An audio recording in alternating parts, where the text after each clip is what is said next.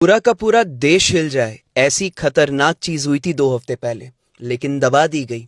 हुआ क्या था आखिर? बिहार के पटना शहर में एक लड़की अपने हॉस्टल में बेहोश मिली। कानून का मजाक कैसे बनाया जाता है ना, इससे बड़ा एग्जाम्पल आपको कभी नहीं मिलने वाला। तो उस लड़की को हॉस्पिटल ले जाया गया।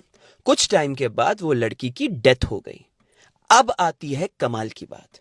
पुलिस ने अपनी रिपोर्ट में लिखा कि लड़की ने बहुत ज्यादा नशा कर लिया था, इस वजह से इसकी मृत्यु हुई। एसएसपी ने भी अपने बयान में दिया कि ड्रग ओवरडोज की वजह से इस लड़की की डेथ हुई है, और अपनी रिपोर्ट में इस लड़की की उम्र 18 साल बताई गई। इस पॉइंट को याद रखना, आगे काम आएगा। फिर आता है ट्विस्ट।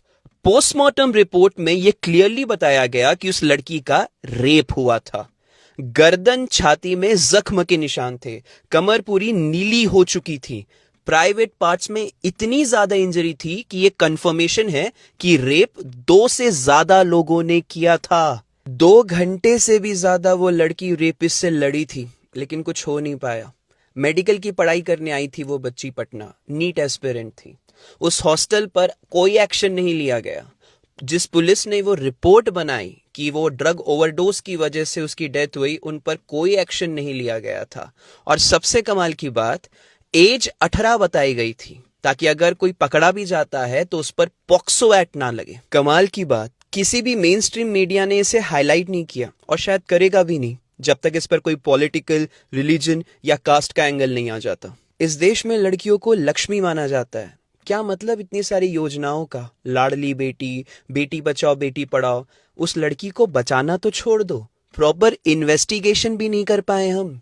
अरे इस देश में आधे से ज्यादा लोगों को ये तक नहीं पता होगा कि बेटी बचाओ बेटी पढ़ाओ केवल और केवल जागरूकता का योजना है। बेटी बचाओ बेटी पढ़ाओ में कुछ एक्शन नहीं लिया जाता है। अथॉरिटीज ने तो सुसाइड डिक्लेयर कर दिया था, वो तो पोस्टमार्टम रिपोर्ट के बाद एक्शन लेना चालू किया गया है।